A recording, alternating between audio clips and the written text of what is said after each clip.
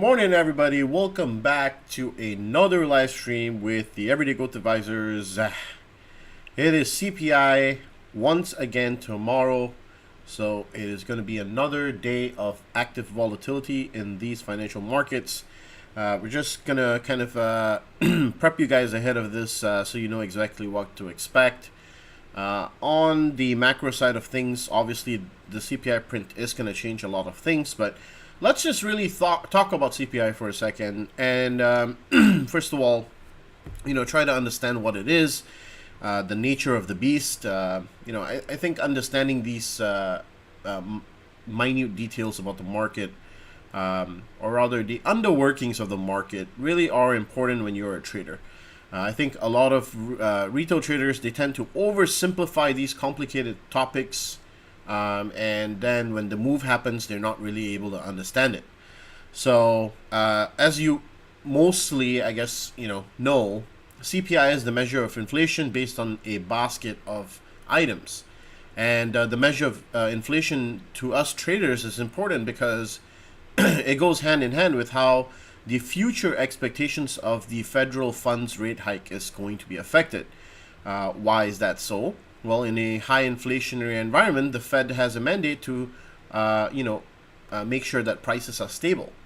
And therefore, they have to increase interest rates in order to control those prices to the downside. And if prices are, deflationary, or if we're in an environment where prices are too low and the economy needs some stimulation, then the Fed in turn will cut interest rates to support and boost spending and keep prices at a stable level. Okay, so you need to understand that's the inner working of why we pay attention to CPI or CPI data. In the past couple of years, CPI hasn't really been much of an issue. Inflation has been, for the large onset of years, leading up to 2021 or 2022, inflation has been very close to 2% or 3%. But then we had the coronavirus crisis, right? And the coronavirus crisis came along, but what happened was there were supply and demand imbalances because of businesses closing down, labor markets being, completely thrown out of whack, and a bunch of economies that just were reacting to the shock of what COVID became. And shortly after that, we had a bout of increased inflation because of the price instability that was born after the coronavirus crisis. Then in 2022, we had another dimension that added more pain, which was the war with Ukraine and Russia. And yes, war does cause increased prices because the major leading cause for price instability in war is the increased price and consumption of energy and energy-related goods, right? So you have to always think from a deep thinking mindset how that plays out in the economy. Imagine if there's a war, people are using more energy and energy products. That means energy for all other prices start to rise. That effect trickles down into the cost of everything. Even if you were to buy a bag of chips, think about it. If the price of gasoline increased, or the price of diesel increased, then those trucks that bring those chips from the warehouse to the store are now going to cost more to run. On top of this, we had also increased pricing in shipping, and then also the car or used car market saw increase in pricing along with the real estate. And so ever since the coronavirus crisis, since 2020, 2021, and then now 2022, we've seen a lot of price instability. This is also another reason why the stock market has been trading in the way that it has, because of this personification that price action is going to be unstable for the short term. So understanding the reasons behind and all of these things are really important. Now, where we are in this spot of time is a moment in time where price instability is being talked about in terms of whether inflation is going to be sticky or not. On top of that, we will really not know the effect of so then you have the effect of inflation after that, right? So it's kind of like a cascading circle of events, right? So imagine supply demand chokes, causes high inflation, causes companies to make erratic income, right? Either high or low. right? So it's a chain effect. So because prices run higher, then this causes earnings compressions. It causes some companies to earn more, some companies to earn less. If you look at the best performing sector of last year, it was energy, right? Why? Because energy prices went so high. The entire energy sector was up almost close to 30 or 40% last year. And so this is one of the things you got to realize, what happens in one market and what happens as one effect in the world, because things are so interconnected, tends to spill over into the next and the next and the next. And so now we're in a phase where we're trying to figure out if inflation is going to be staying with us for a little bit of time, or it's going to go away as quickly as it came. And obviously, we have some data that is showing us that inflation is kind of dropping, right? So, for example, let me show you this chart from TD Ameritrade, right? You had headline CPI peak in 2022 towards the end of 2022. And remember, this is when we started rallying last year. And then, Fed Powell's speech came in somewhere in between there to remind us that the Fed is going to keep interest rates high. So these are all the cause and effects of CPI of inflation, and you need to understand how to play around it. So where we are right now is we're in the moment where we are trying to see if this trend continues downward. Okay, if the trend continues downward, this solidifies the impression of the market that we'll go through a soft landing or some kind of a continued descent in inflation, which will be tamed. And that will give the market some calm instead of doom and gloom that inflation is going to be here for a longer period of time. Okay. Now, there are a couple of caveats that you have to, kind of remember. The first caveat is inflation can fall in the short term, but be persistent for a longer period of time. The thing about how inflation is calculated and recorded is that, first of all, the data lags. So, for example, tomorrow's inflation number that we're seeing is actually for the month of December. So the last month of December in 2022. And the projections of inflation based on the past will not give us a very good accurate reading of where inflation is going to go in the future, because the nature of inflation is that it is quite sticky. And so once it's kind of like a genie, once you get it out of the bottle, you have to deal with it very quickly and very toughly. Now, for those of you that don't know a little bit of history of finance, the other time that this happened was during the rule of Ben Bernanke, who was a previous Fed chairman who was extremely hawkish. It's largely attributed to him causing the 2008 financial crisis, because he raised interest rates so quickly during that time that caused the collapse of the economy. But however, remember that there were other effects in play in that moment, because the market was over leveraged, and there were many financial securities such as the mortgage-backed securities that were kind of over levered into, and then a whole multitude of things went wrong. In today's terms, we don't have those systemic risks, but what we do have is the risk of inflation falling in the medium term and then rising again in maybe down the line. So we could have that kind of a scenario where inflation in the short term comes down for a little while and then shoots up again, and then comes down again and then shoots up again. And so what would really give the market this calm is if inflation readings go down consecutively each time. Okay. So now we know what we're looking for. Now we know what, explaining everything. So let's talk about what are the expectations and the guidelines. So, and this is obviously, I'm going to give full credits to Goldman Sachs for coming up with this little cheat sheet so that it makes life easier.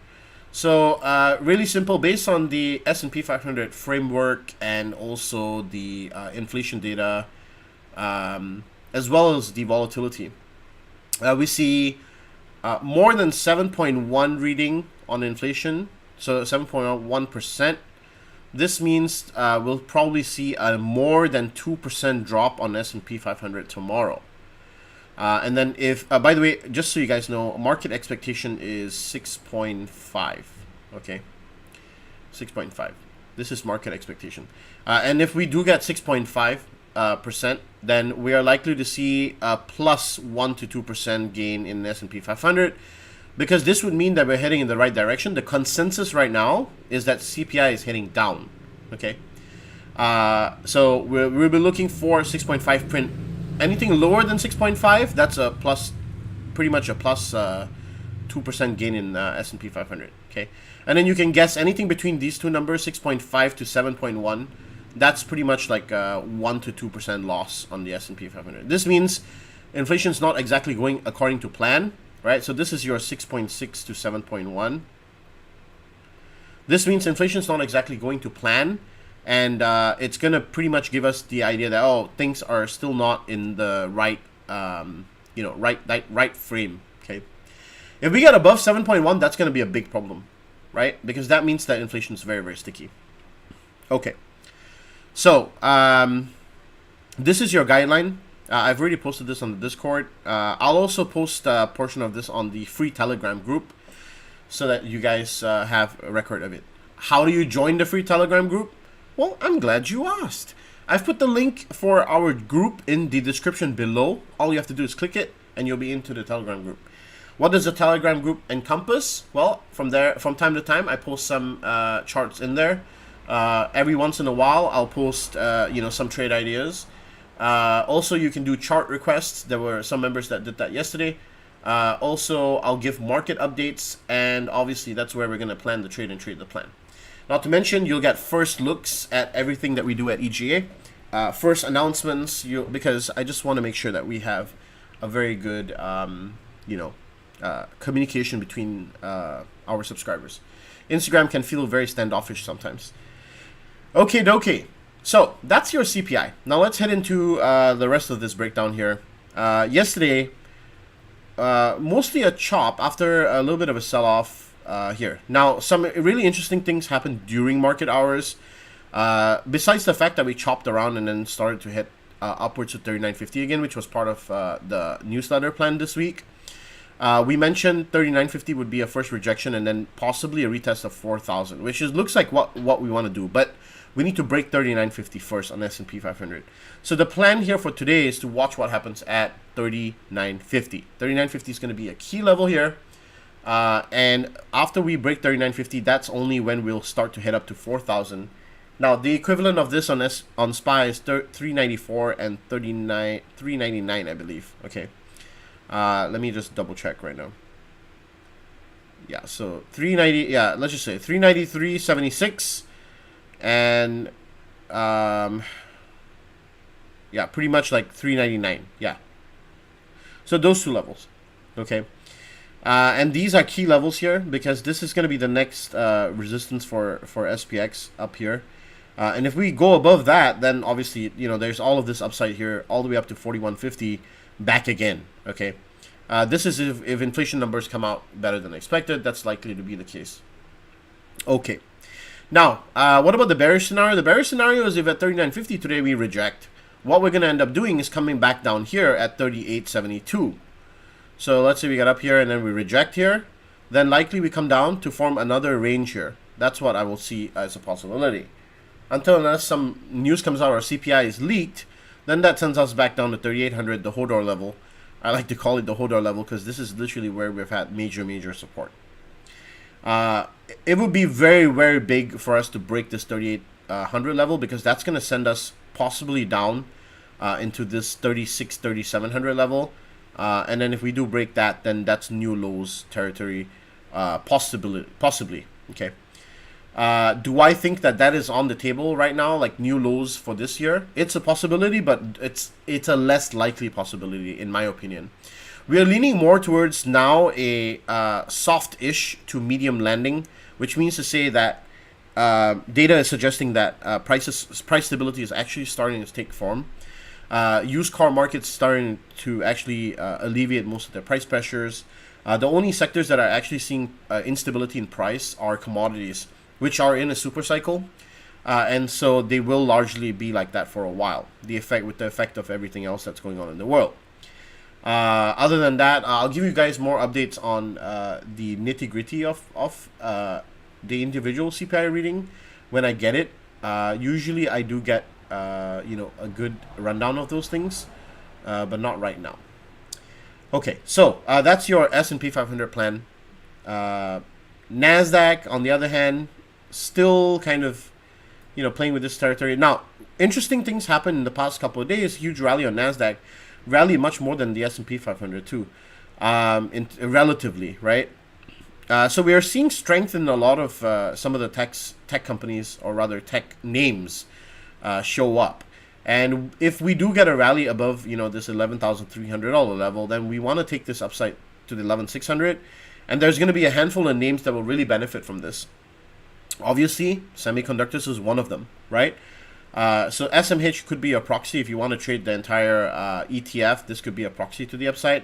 Not to mention that I've already been talking about semiconductors going bullish, since a couple of weeks back. So keep your eyes on semiconductors if things go bullish. If not, if it starts to reject, then that short trade is still there for you to take it. Where it is right now is no man's land, so I don't recommend trading this to the upside or the downside. The risk-reward ratio is pegged on either side. So this doesn't really present a really scrumptious opportunity to me right now. Okay. Financials will start reporting earnings on Friday.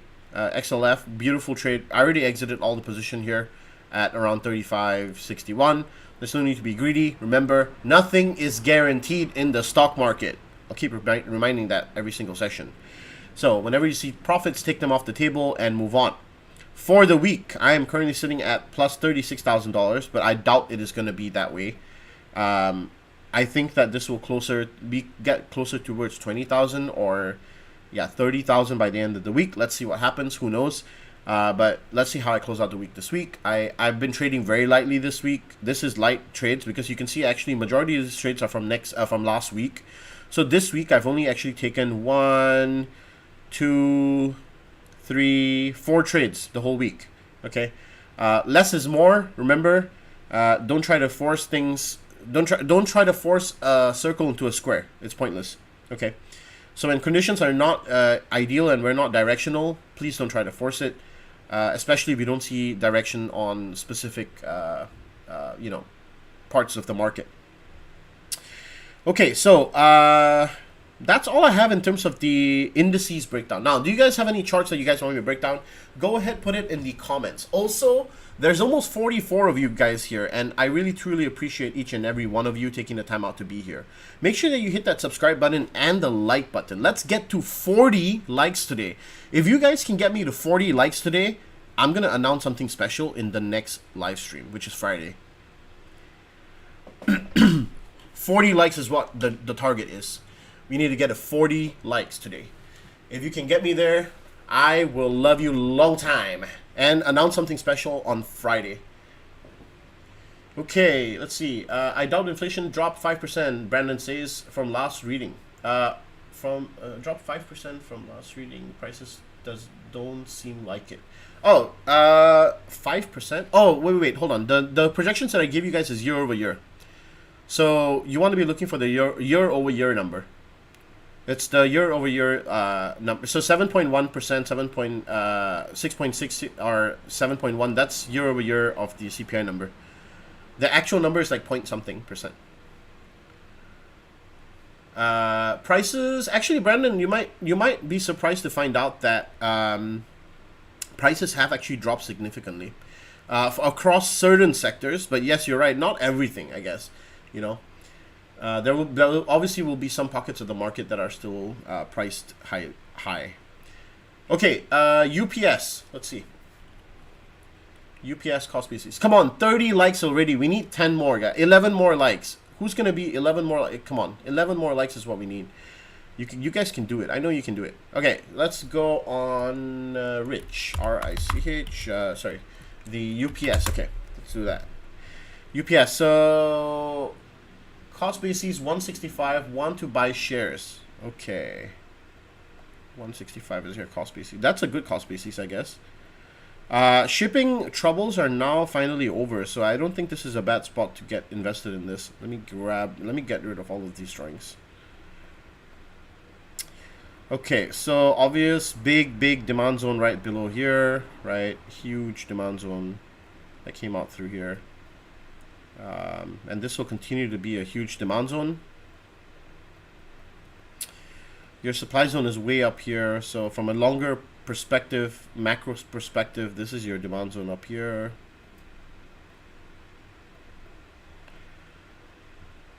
You have a couple of dual zones in between. Okay, let's see. Let's have a look here. This is good. By the way, these are good practices. Like when you guys come in here and you give me charts to do, and then I remove all the drawings and I do them from scratch, you can see where I start with.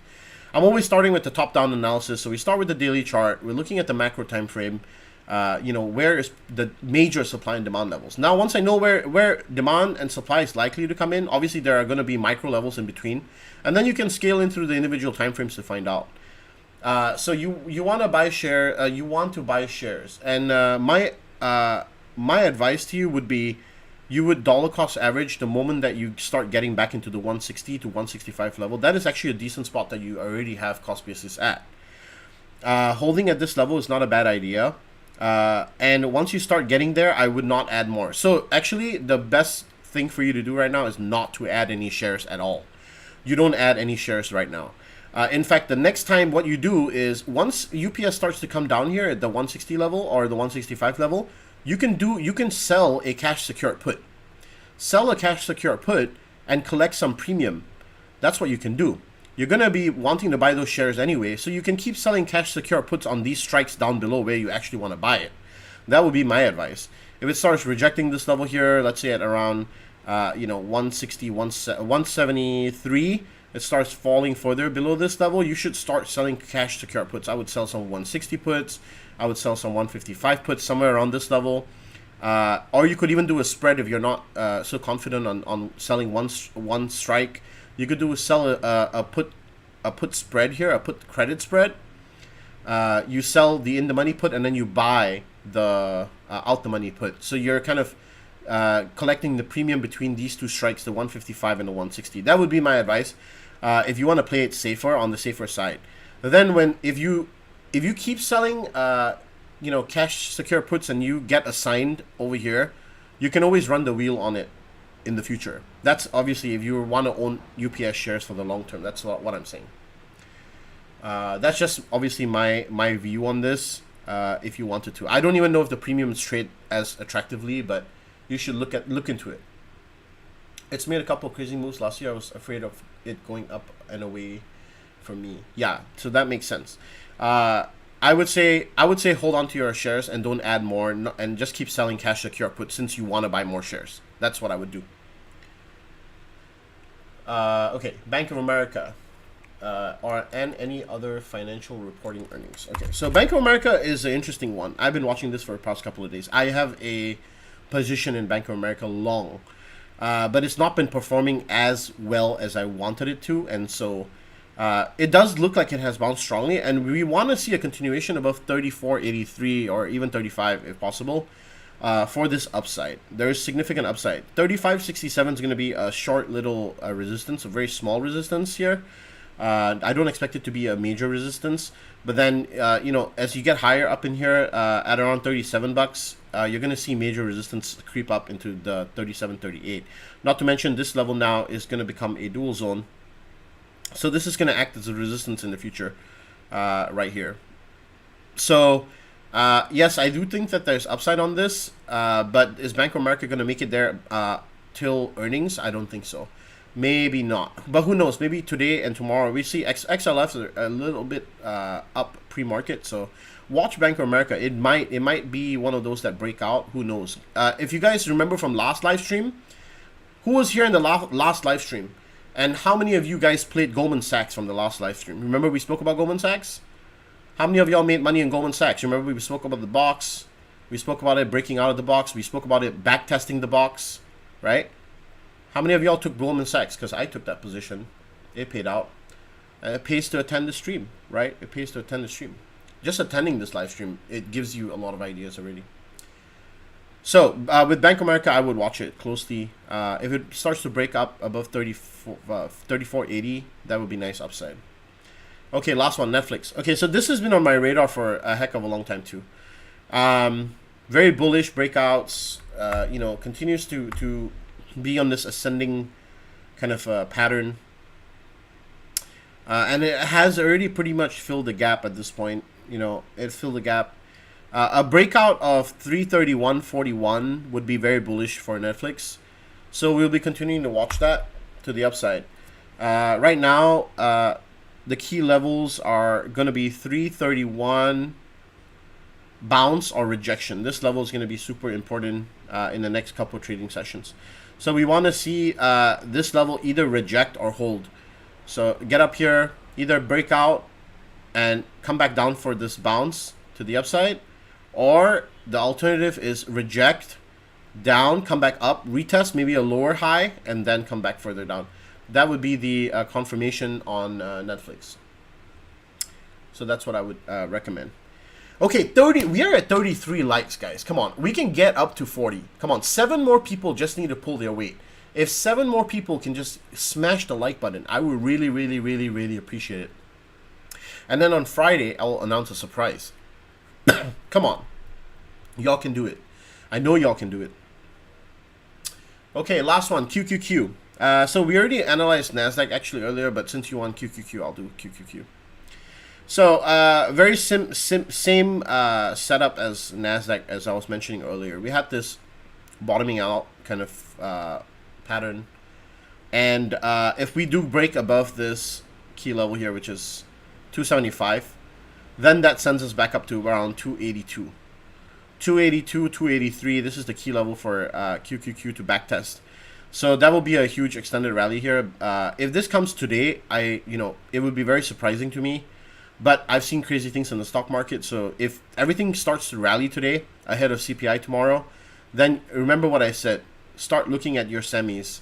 Start looking at TSM. Start looking at NVIDIA. Start looking at Marvel Semiconductor. That one is lagging behind a little bit. It could really push up. Okay. So start looking at those. Also Meta, you might want to look at that one. It's pulled back a little bit. So try and look for opportunity for that pullback play. And then just mention Netflix. If it breaks out, then it's going to go further to the upside. So that's what you really want to be focusing on today. Yeah, so really, really simple with QQQ. It's if it rejects from here at 275, then it comes back down to retest this 269 level, which we've been looking at for the past couple of sessions.